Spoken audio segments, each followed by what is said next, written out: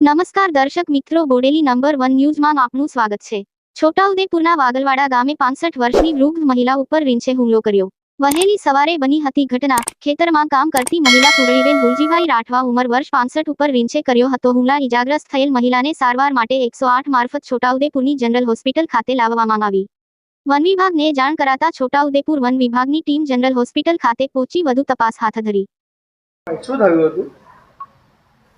મારી મમ્મીને રીંછ કરડ્યો હતો। એક ખેતરમાં કામ કરતી હતી, ઘાસ કાપતી હતી, ત્યાં અચાનક આવ્યું, ખબર નહીં કઈ બાજુથી આવ્યું, અચાનક આવ્યું મારી મમ્મીને હાથે બચકું ભરી લીધું। ટાઈમ 7, 8, સાડા 8ની આજુબાજુ હશે। તમને કોણ જાણ કરી? ડાયરેક્ટ એમ્બ્યુલન્સને ફોન કર્યો અમે।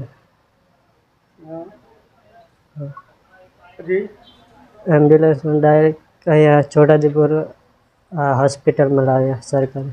શું નામ તમારું? રાઠવા જયસિંહભાઈ ગુલજી, કયું ગામ? વાગલવાડા।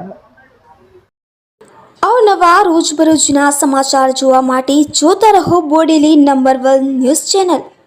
ને જો આપે અત્યાર સુધી આ ચેનલને સબસ્ક્રાઇબ ન કરી હોય તો સબસ્ક્રાઇબ કરો અને શેર કરો।